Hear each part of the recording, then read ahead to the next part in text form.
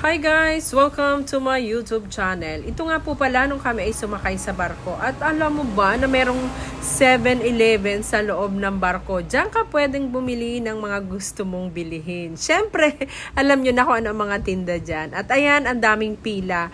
Sila nga po ay nagugutom na. At nagpunta ako dito, nagpasyal-pasyal naman sa loob ng barko at makikita natin dyan ang karagatan at syempre meron din palang palikuran or CR.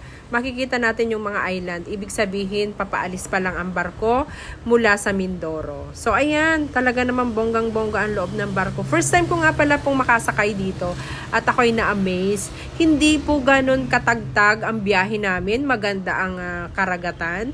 Napaka-smooth ng aming biyahe hanggang sa kami ay dumating sa kabilang ibayan. At huwag kayong matakot dahil kumpleto po ng life vest ang ating barko.